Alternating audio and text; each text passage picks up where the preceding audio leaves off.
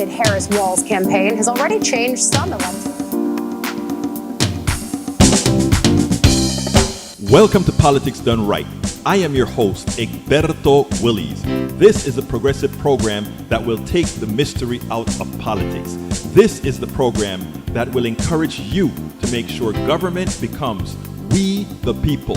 Whether you are liberal, progressive, conservative, or otherwise, you get to air your point of view. We are an independent media outlet that, unlike mainstream media beholden to corporations, we only owe allegiance to you. Remember, you can also send me a tweet at EGBERTOWILLIES. That is at Egberto Willies. Let us engage. It is Politics Done Right. Well, folks, welcome to one more edition of Politics Done Right. Sorry, I'm about 2 minutes late. You know what happened, man? As I'm starting the program, the videos are still processing, and you see the line coming to the edge, and then it came to 2:59, and I'm like, come on, video, come on, finish processing, and it's processing the last video, and it's processing the last video. It finally didn't process, so I went ahead and started the program while the processing is going. This is a very powerful CPU combination here, and continue to go, and bingo! We got it processed. Anyway, welcome to Politics Done Right. My name is Egberto Willies, your host. Thank you guys for being here. We're going to have a great show for you today. Welcome aboard. In the house, we have Eric Hayes. Welcome aboard. Melanie Keelan from Barcelona, Spain. Of course, Eric is from King Huertas. Paul Fleming from Powder Springs, Georgia. Bridge MCP from Binghamton, New York. E2247 from all over. We also have in the house El Señorita or Señora Yvette Avery Heron, our union specialist from Atlanta, Georgia. In the house as well is, scrolling up, Michael Rudnin. Let's see, Michael Rudnin from Brooklyn, New York. And let's see, Lee Grant is also here in the house from Montgomery County. And of course, there's Maywood from Long Beach, California. And Bruce Pollard says, I am here too. Bruce is right here in Kingwood, Texas. Before we get started, though, I want to start my program. I'm going to try to remember to start it every day with the moral question or the moral statement. You cannot vote for Donald Trump, a thief, a liar, someone a judge has called a rapist, a convicted sexual abuser, a convicted fraudster, a convicted person who has ripped people off trying to use their university. Anybody voting for a Donald Trump, and I'll try to start my program like this every day. Remember what you're telling young people, telling kids. Remember what you're telling your own kids, that no longer is character important.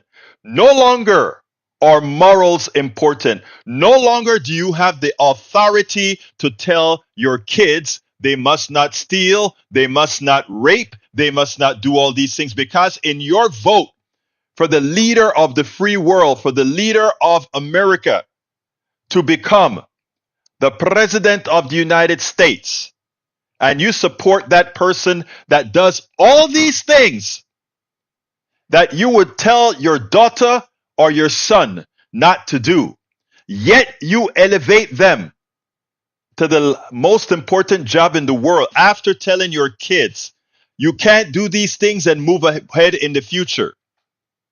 You cannot do these things and move ahead in the future. And Mr. Hayes, that's not an opinion. That's a statement of fact.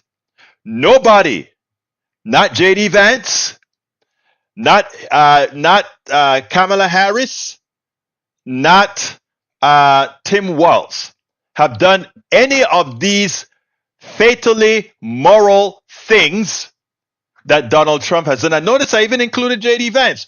J.D. Vance is a double-faced. J.D. Vance is a terrible person after he's willing to serve under somebody he called America's Hitler. But I repeat, don't forget they harp on felons voting, but will vote for one. Exactly.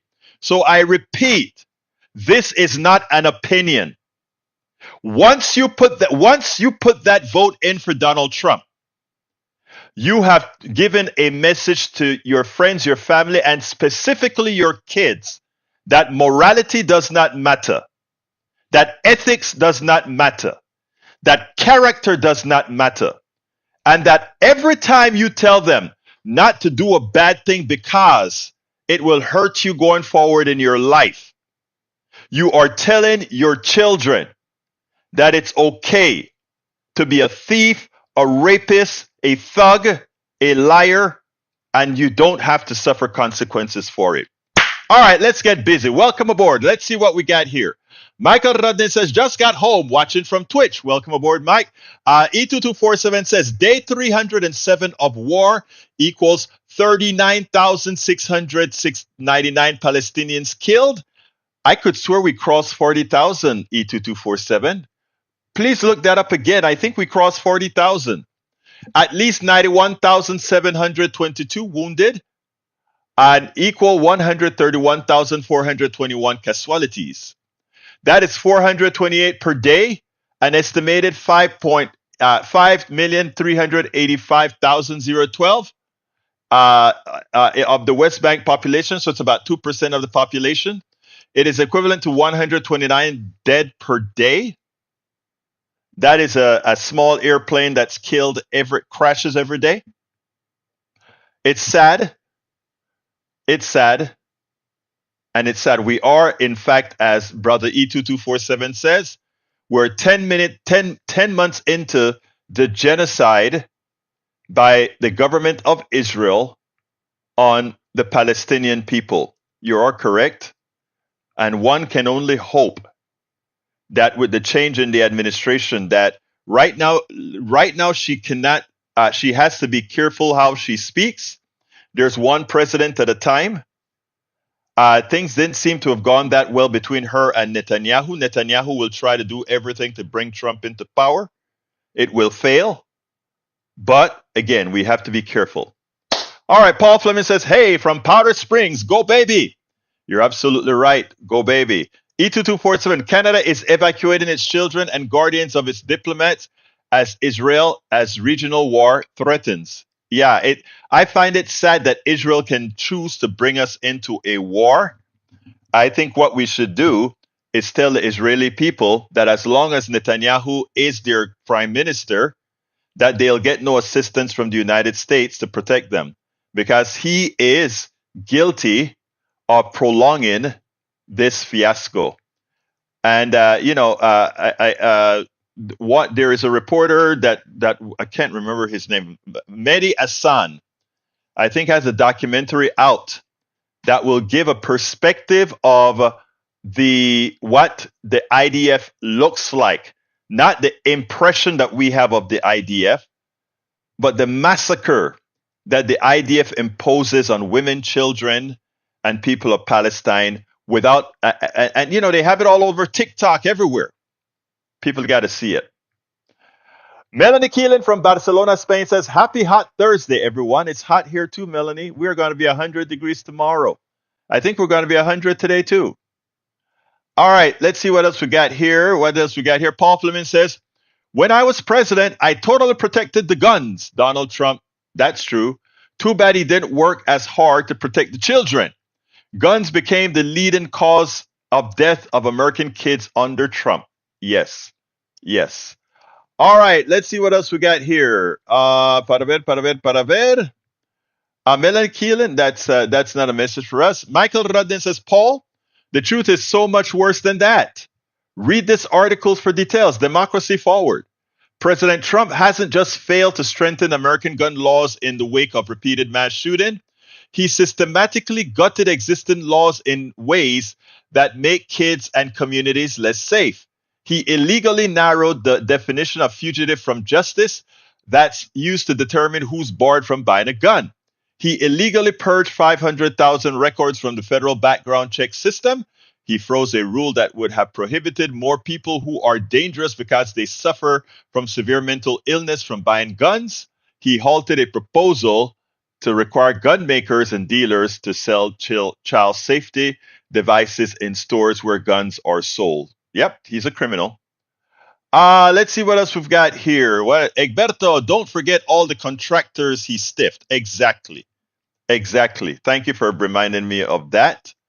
Let's see. Melanie Keelan gave me a thumbs up for the narrative of who Trump is and reminding the American people that voting for a character as immoral, unethical, and lacking of character as Donald Trump is equivalent to telling your kids it is okay to be just that. That is what we know as is a statement of fact. All right. Yep. Well, only one party is running a convicted felon on their ticket. That is true. Only the Republicans are running a convicted a convicted felon on their ticket. Let's see what else we've got here. What else have we got here? Let's see what else we got here. Egberto for the screen. Well, if Bridge MCP asks me to put something on the screen, Bridge MCP gets it on. You know, this is what Neil Aquino, there's a poll Neil Aquino was talking to me about this morning. And I think what I'll do, in fact, is I tell you what, before I go to the polls, though, I have a poll and stuff from Sabato. Kamala Harris, 43. This is from Marquette, and it came out this morning, actually.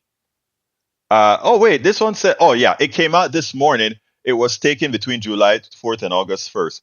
Kamala Harris, 53. She probably way ahead further than that now. Donald Trump, 47. Of course, Donald Trump lied and said on a press conference that he just gave that, the polls haven't changed. I'm ahead in the polls. All right, what else have we got here? Paul Fleming says, in America, forcing women to bear children is sane, but making sure kids eat is radical.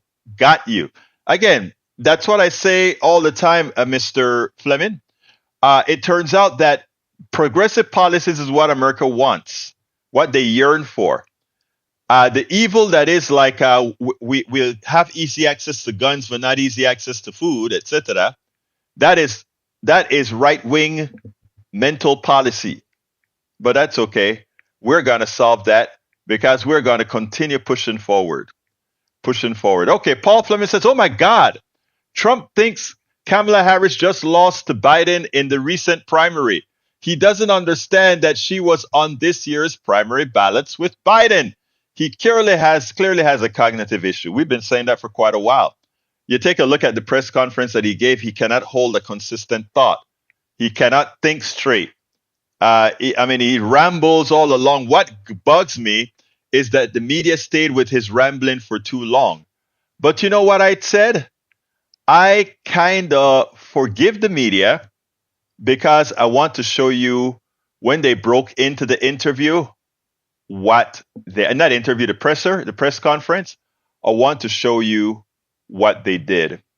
And I was more than impressed with MSNBC on this one.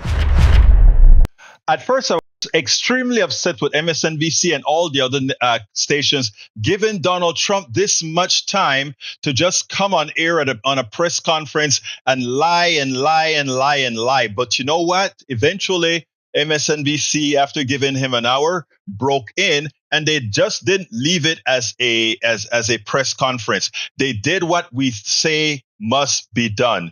They didn't do it as complete as I would have liked it to be, but they did it. Check this out, and then we'll take it on the other side. But I think it's important, again, after giving him an hour, to do some fact checks. And let's start with the fact that people were killed on January 6th. 2 rioters were killed, and of course, several officers in the wake of that riot. Biden did not weaponize the DOJ against Donald Trump. Kamala Harris did pass the bar. She was the Attorney General of California. He said she wants to take away people's guns. She just named a running mate who is a gun owner and a hunter. She said Josh Shapiro, who was not named as her running mate, is not popular. In fact, he is, for as long as polls have been taken on favorability of Pennsylvania governors, the most popular governor ever in that state. Some of the other things he said, asked by Garrett Hake, I think, which is a very important question about why he thinks she is winning. He said she is a woman, although earlier suggested that she was not winning. In fact, when he said that her campaign is crashing, not true. Her campaign has set fundraising records. She is getting very loud and enthusiastic crowds, and she has been gaining in the poll. This is a race that remains too close to call. But when you look at the trends, clearly the trends are with Kamala Harris. And then he said he was not complaining at all about Kamala Harris being the nominee instead of Joe Biden. And then he went on to suggest that it perhaps was unconstitutional and called her campaign not only crashing, but said she was barely competent, nasty, and clueless, keeping up what has been a tradition with Donald Trump. All the names that he called Hillary Clinton when he was running against her in 2016, suggesting now that he actually was trying to protect her or somehow protected her from prison, when in fact, and this is something he has tried to walk back, but it's on tape, starting in 2016, he said often, lock her up, led chants that were about lock her up. When it was fact-checked by USA Today, they called him saying that he didn't say that. A ridiculous attempt at revisionist history. So those are just a few of the things that we think are important to fact-check about what he said. But what he did say that is true is that he has not recalibrated his strategy at all. What we heard from Donald Trump here is the same kind of press conference you might have heard against Joe Biden when Joe Biden was expected to be the nominee. We also got a bit of news out of this. Apparently, he is agreeing to a debate on September 10th on ABC. That was a debate that Kamala Harris had suggested.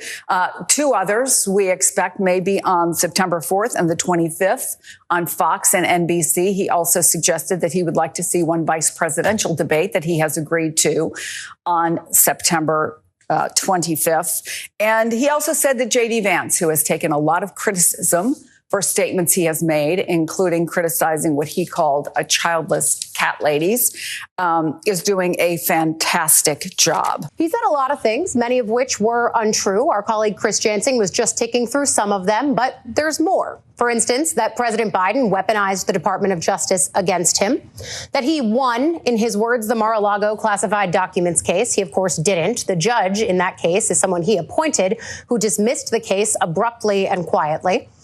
Trump said that Kamala Harris never passed the bar. Of course, she has. He said that Harris mounted a coup against President Biden for the nomination. Of course, that's not what happened. President Biden stepped down. The party then rallied around Harris as its nominee.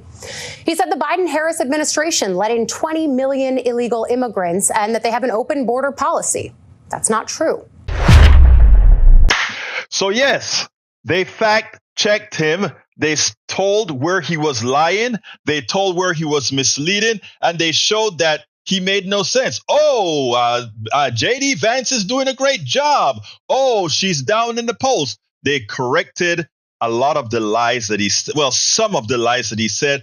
Every other sentence, if not every sentence that he puts out of his mouth is a lie. So it's hard to just go ahead. They'll have to have another hour to just rebuff everything that he has said before. But at least they've started to do it, which is their job. The fourth estate, that's their job. And so far with this press conference, they did it. They fact-checked him. Remember at the Black Journal, the association, the National Association of Black Journalists, one of the arguments before he came on stage is he didn't want to be fact-checked in real time. Well, you know what, folks? We're starting to get his number. We're absolutely starting to get his number. And look, I don't address stupidity too often, but I will address Eric Hayes like, oh, guess what? Kamala Harris failed the bar exam. Do you know how many people, because of how they had to work 40 hours a week as they were studying for the bar, studying for a medical exam or whatever, how many people fail these bar exams and they just go ahead and retake it? she took her test over and passed it. But let's go ahead and go a bit further than that, because it seems like you never, first of all, Donald Trump hasn't passed anything, right? Remember, not a person of consequence. He's a fairly dumb person. Everybody knows he doesn't have a vocabulary. Everybody knows he doesn't have intellect. Anybody who's going to inject bleach into you, the guy doesn't have a lot upstairs. All right. But let's look at the kind of folk who has failed these exams. Famous people who have failed the bar exam. Vice President Kamala Harris failed it once, and then she passed it on the other try. The former First Lady Michelle Obama, graduate of Harvard Law School, failed the Illinois bar, and then she passed it. Secretary of State, past presidential candidate Hillary Clinton, failed the DC bar exam, and then of course she passed it. After that, she passed the Arkansas bar after that. President Franklin D. Roosevelt failed the New York bar exam on his first try after attending Harvard College and Columbia School, and he was consequently elected to president 4 times. Oh, John F. Kennedy failed the New York bar exam twice before passing it on his 3rd try. Several governors have failed the bar exam. Former California Governor Pete Wilson failed the California bar 3 times before passing it on his 4th try. Of course, these are guys that don't have to defend themselves, right? Because they're guys and, special guys. 2-time governor of California, Jerry Brown, also failed the bar exam. Several mayors have failed the bar exam. Well, of course, we have Mayor Ed Koch of New York, failed the bar. Chicago Mayor Richard Daley failed the bar. Los Angeles Mayor Antonio Villaraigosa failed the bar. The point here is this. You guys who are going to try to tell a person, if I were Kamala, I would come out and say, I am like just your average American citizen. You get knocked down and you get up. You get knocked down and you get up. It's not about failing. It's about what you do after you fail. I used to tell my daughter all of the times. It's not, I've failed more than I've succeeded. The thing about it is, what do you do after you failed, right? That's what you've done after you failed. And all these people that are talking about she's failed. She's accomplished more than all those people who say she failed the bar 1 time. But of course, she passed the bar. She passed the bar. Okay? Trump only passed 1 test, a cognitive test, which a gorilla could pass. Exactly. Thank you for pointing that out, Bridge. The guy has a silver spoon in his mouth. It's amazing. It's amazing. Anyway, folks, look, it is important again. And throughout the program, I'll remind people, because we keep getting new people on and off that come on in. Any person voting for Donald Trump is telling they of course would be voting for a thug. Of course, they'll be voting for what a judge called a rapist, as well as a convicted sexual abuser, as a sexual predator, a convicted sexual attacker. They're supporting somebody who stole money from contractors who did work for him, somebody who stole money from his charity for personal use, somebody who stole money from people who thought he had a real university. Of course, it was a false university. It's important that you know that any vote for him, you're telling your children that it is okay to be a thief. It is okay to be a crook. It is okay to be a liar. It is okay to be a rapist, because if you are willing to elevate that to the top of the land, that person, you are telling your kids that is okay. Remember that. Don't you ever forget that. A vote for Donald Trump is not only a morally deficient vote, it says more about you than it does about Trump. Because we know who Trump is. Trump knows who he is. Now that we are informing you and letting you know who Trump is, a vote for Trump again speaks more about your moral character than anything else. Remember that. All right, continuing with the show. Let's see. U.S. leads combat mission on Yemeni Houthi attacks on shipping through Bab al-Mandeb Strait and Red Sea. The Houthis do this to compel ceasefire that withdraws Israel from Gaza. Fall Fleming says July 21st was Earth's hottest day ever recorded up until July 22nd. It was even hotter. Climate change is real. The climate action is on the ballot. Vice President Harris will protect our planet. Donald Trump said he'd look, he just gave at his press conference that he just wants a whole lot more cars on the road, right? These people are crazy. These people are nuts. These people are immoral. These people are evil because they're putting all of our lives in jeopardy. Let's be clear about that. There's no two parts in that. All right, Chuck Todd. Chuck Todd did something yesterday. I taped this yesterday. And I was a bit upset because he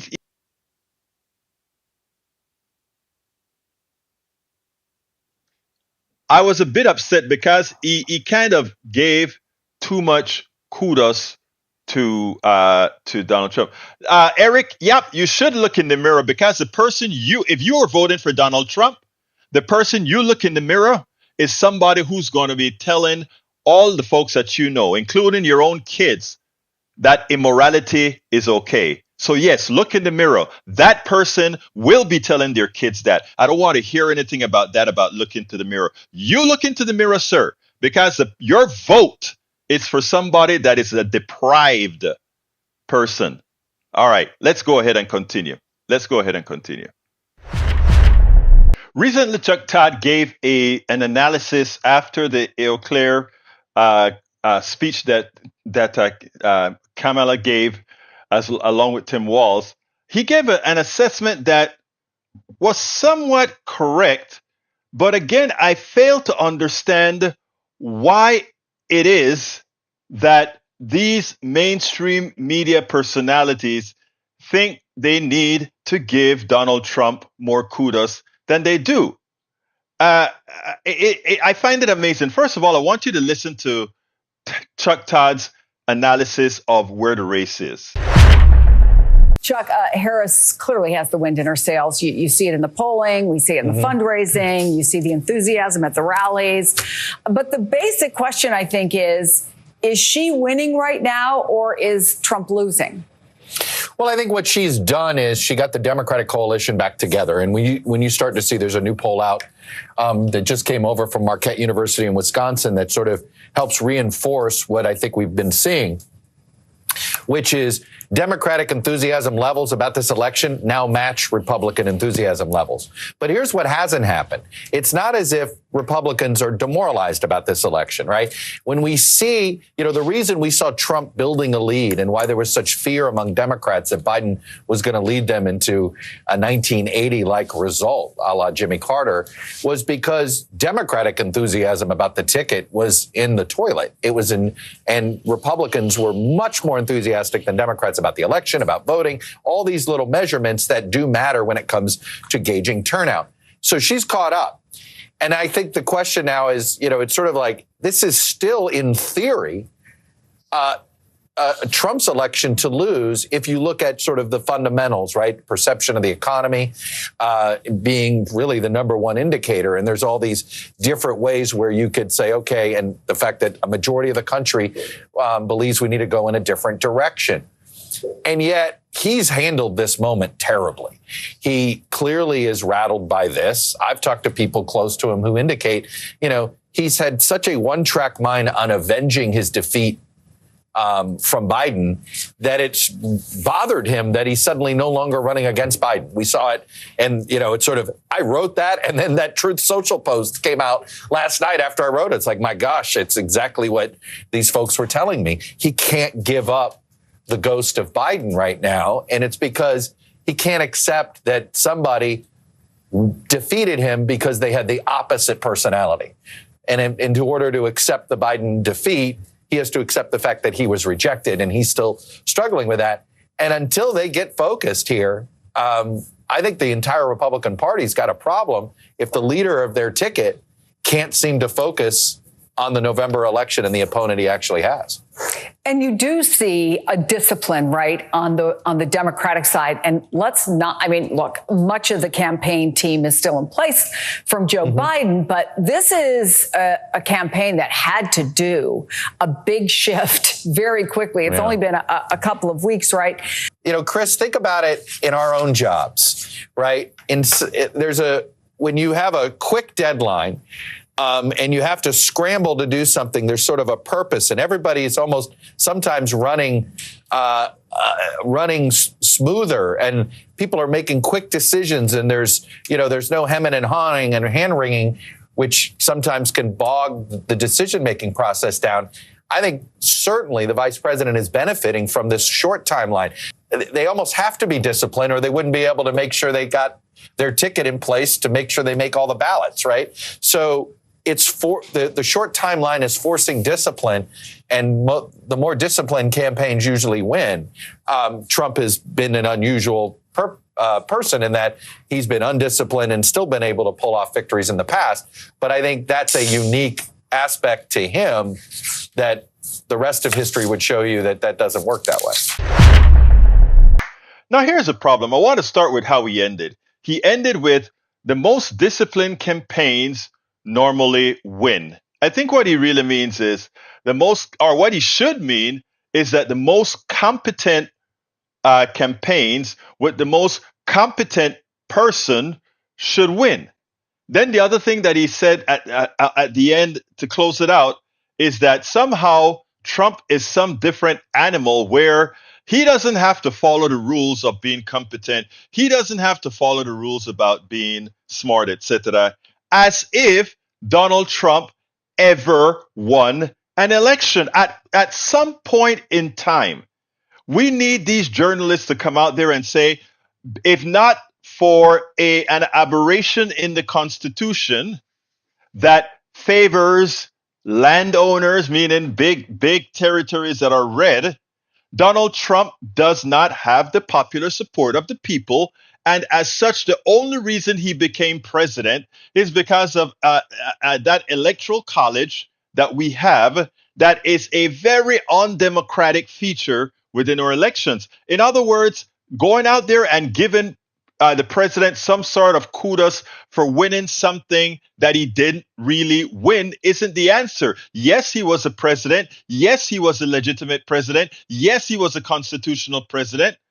But let's not make it that he did something that superseded what let's say back then Hillary Clinton did, what Biden did, what any other president did at all. Because again, Donald Trump can only win an election based on undemocratic interference, both from the Constitution, from the judges, etc. It was the same thing with Bush back in 2000. He could only win an election if he was appointed by the Supreme Court. Statement of fact. Now, yes, because of some interesting features, he slightly got the popular vote in 2004. There's a whole lot of things, swift voting, etc., that was causal. But again, remember, Republicans don't win popular vote because their policies are not popular. Let's make that clear. Republicans have only won the popular vote once. In fact, I don't think they've won it once in this century. I repeat, Republicans have only won the popular vote once in this century. And we can go back to how many elections have passed that they simply could not win the popular vote. Donald Trump was elected with 3 million votes short. Bush 1 was elected with close to 500,000 or 1 million votes short. And all the other presidents were Democratic.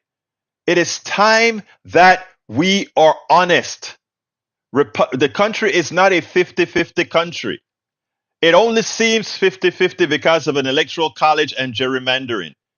And if we as progressives go out there and do the necessary work, we can make the presidency and the Congress more reflective of the actual population as a representative democracy. But it takes work, and it takes reinflating the reinflating the worth people have in their ability to control their government.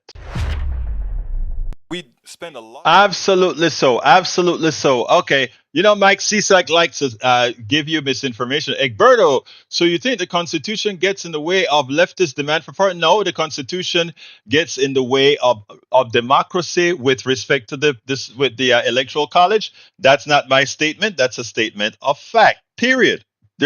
It's not arguable. That's not an arguable statement. Okay. You know, when you really want to get honest about it,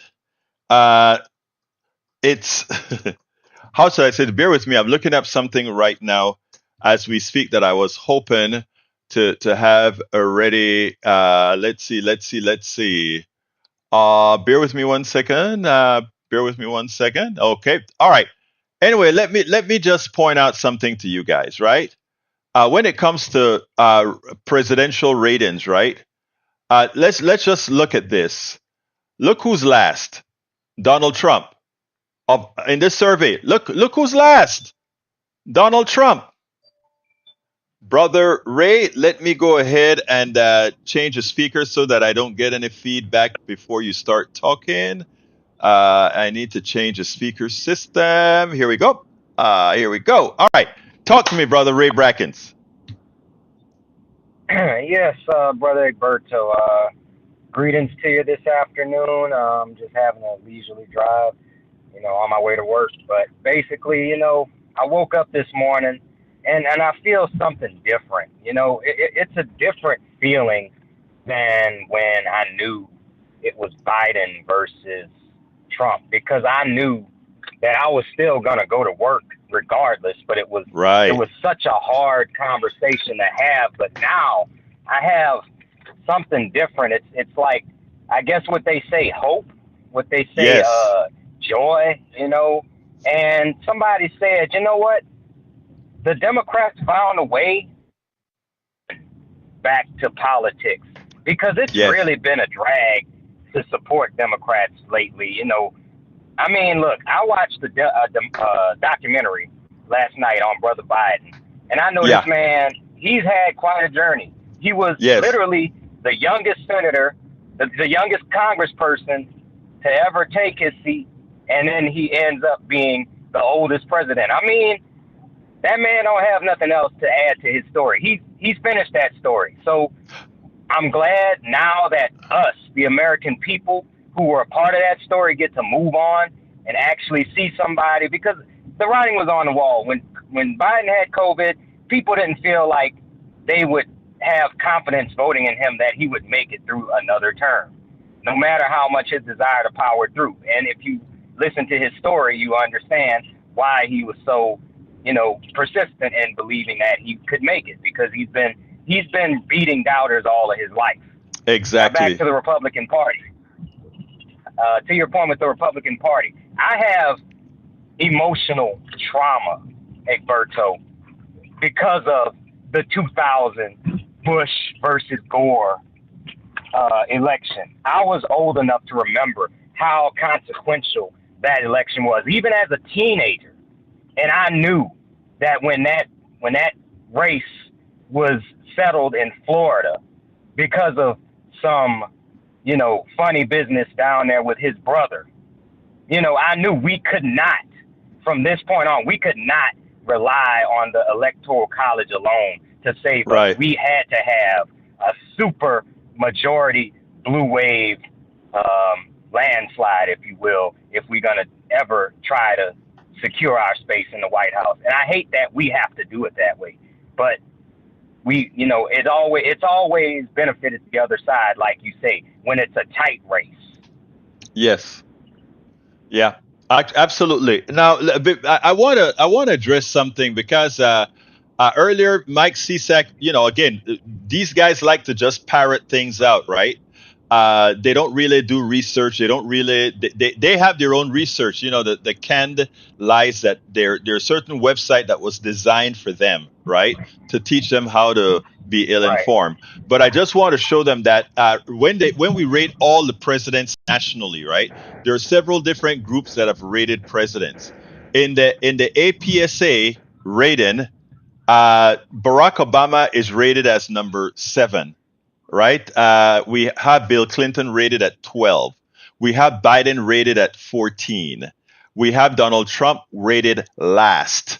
And in all the different polls that they have for which president is best, Donald Trump is last in the highest he's ever gotten to is 41.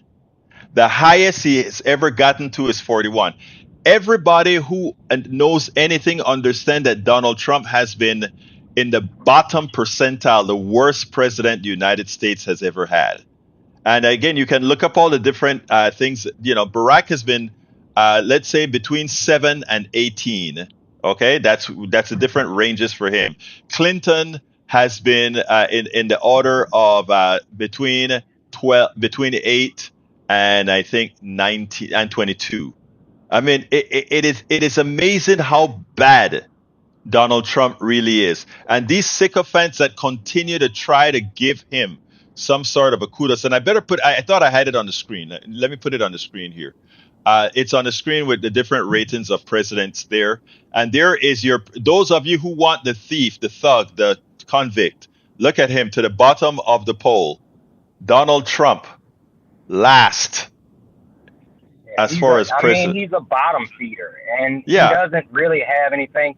Oh, and by the way, I want to give a shout out to the Harris campaign for basically putting him on blast on his own bootleg version of Twitter. He calls Truth Social. Yeah. Yes, I know. Their campaign. They're really like coming at him on his own territory, and I'm loving it. I'm loving every minute of it because they wasn't expecting a fight. They was expecting a feeble old man who wanted to save his country and was given his last breath to do it, and now they got to deal with an actual fight. I can't wait till the debates because they're incompetent, and they're showing their incompetence. Yes, they are. And it's like when you want to know what does it sound like when a dinosaur is dying, just turn on any station with Donald Trump talking. There's our answer. Yes. But it's great. It is great. But you know what, man? I thank you for calling my brother, and you keep listening. Were you on this morning? I don't remember seeing if you were on this morning. I think I was too sleepy to dial in, but I did catch it on the archive.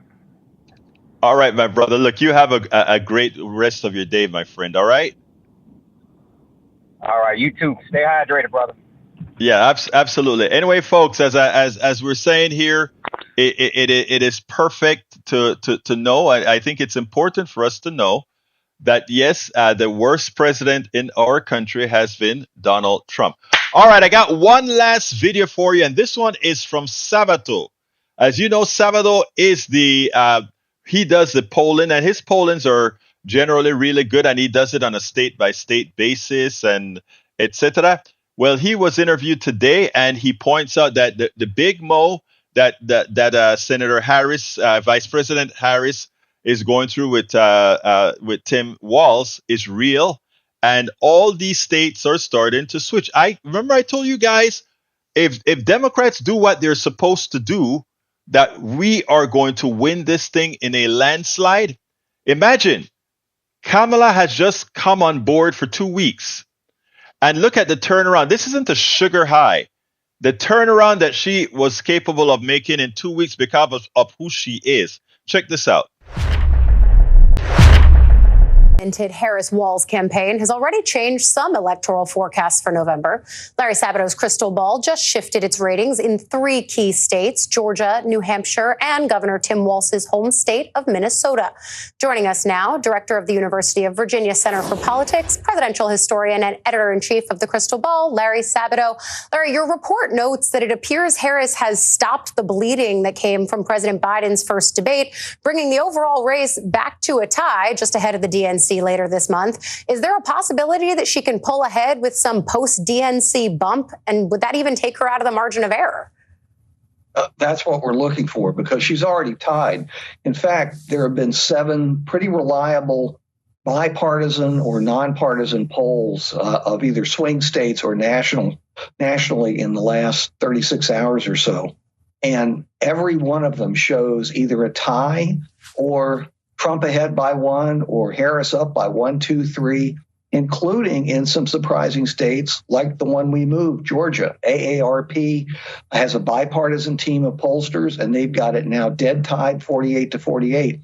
And even more impressively, a poll out of Arizona, High Ground it's called, has Kamala Harris up by 3. Joe Biden never led once in Arizona for many months prior to his withdrawal. So clearly she has moved it into a tie.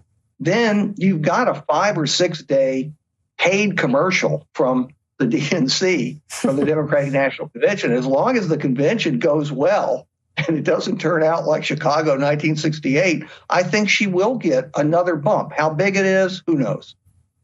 And certainly we always look for that post-convention bump for either party. While we're talking about key states like Georgia and Arizona, Kamala Harris and her running mate Tim Walz are there, as you can see on your screen, in Detroit, in Michigan. That's Sean Fain, the United Auto Workers head, speaking there at the podium ahead of them. Of course, much attention has been paid to the role that union voters will play here. But if I can shift back to the other battleground states that you've been doing work on and that we've been talking about here, by switching that rating in Georgia to a toss-up, what impact and what does it mean for other purple or reddish purple states in the South? I'm thinking North Carolina specifically, a state that the Biden-Harris campaign and now the Harris-Walz campaign was spending a lot of time talking about.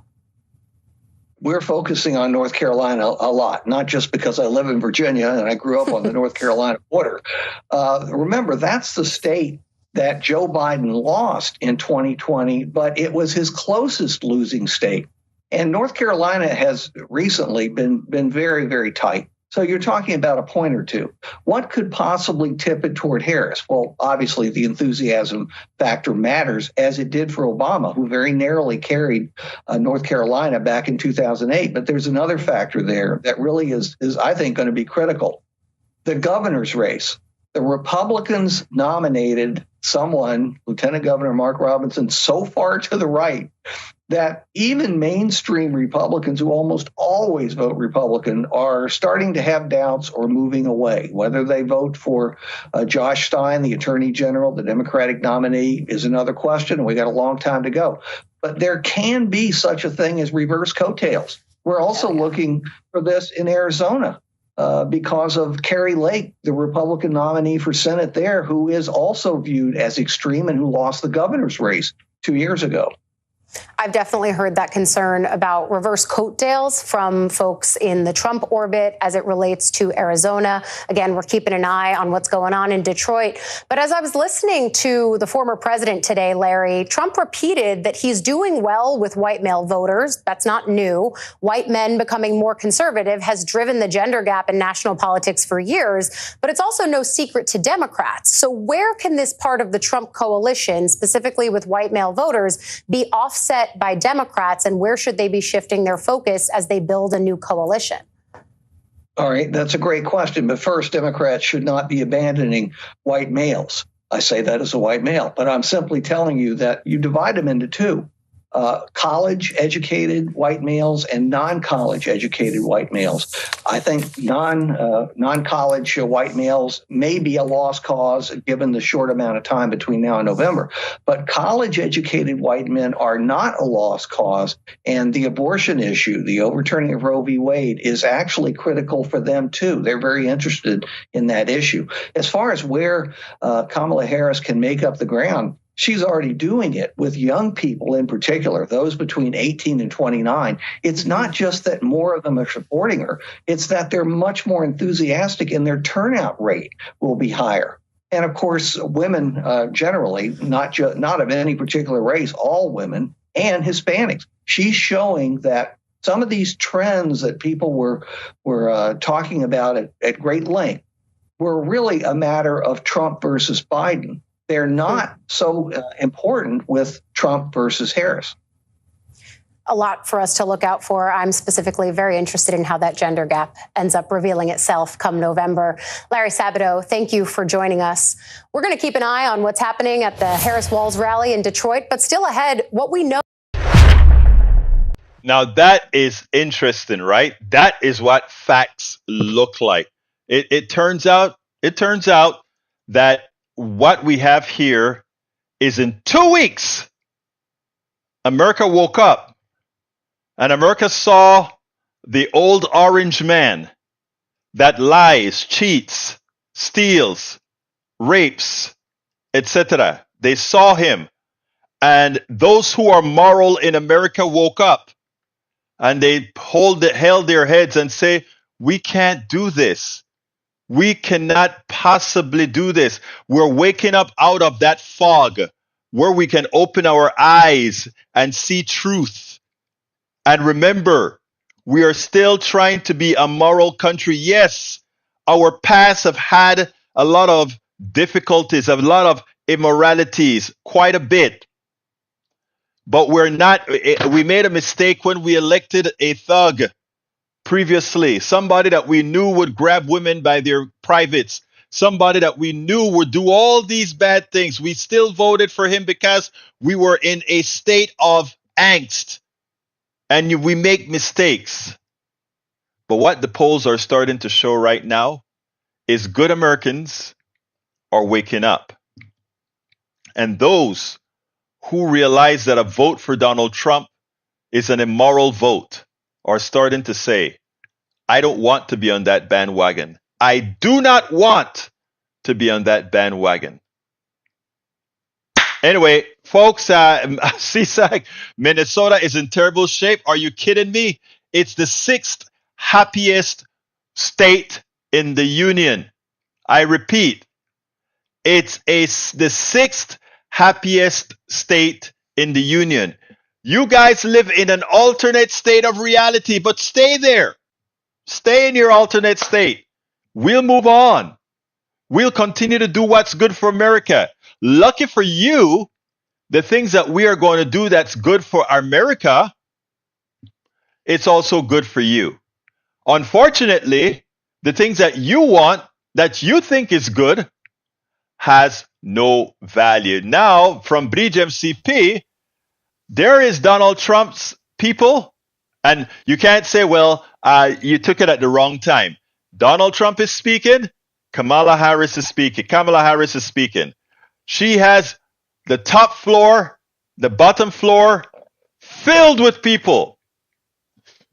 Now we have Donald Trump, nobody up top. Again, where's the enthusiasm?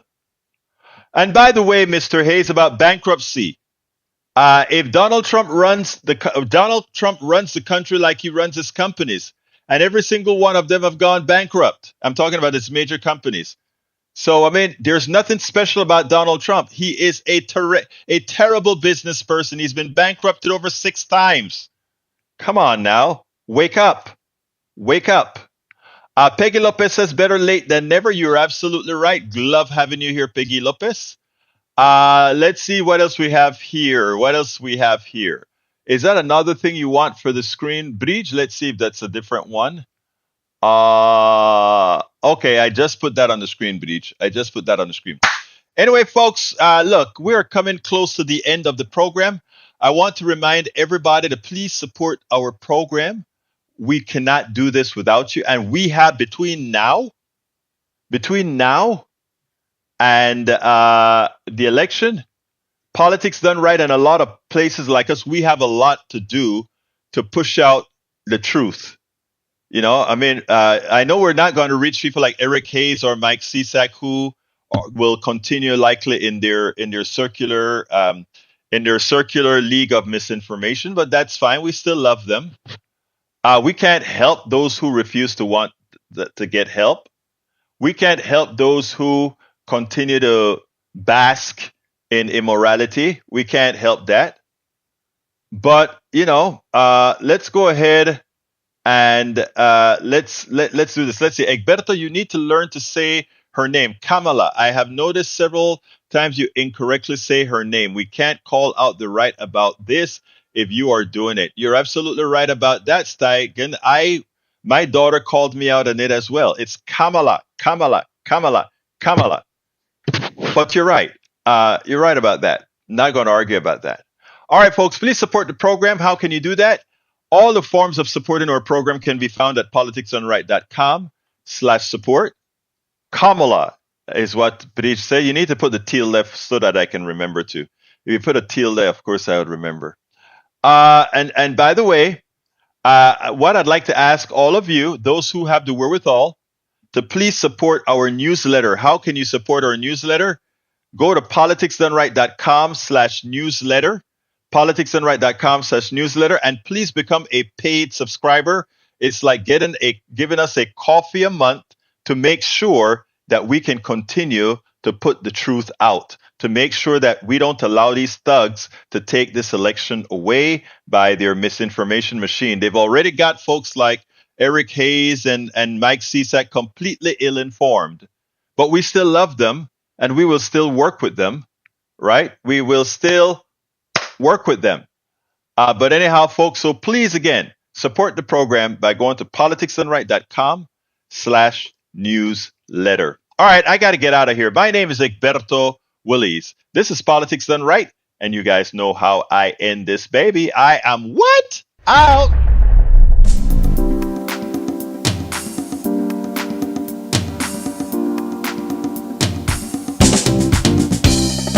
Welcome to Politics Done Right. I am your host, Egberto Willies. This is a progressive program that will take the mystery out of politics.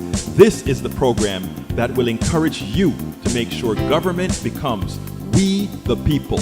Whether you are liberal, progressive, conservative, or otherwise, you get to air your point of view. We are an independent media outlet that, unlike mainstream media beholden to corporations, we only owe allegiance to you. Remember, you can also send me a tweet at EGBERTOWILLIES. That is at Egberto Willies. Let us engage. It is Politics Done Right.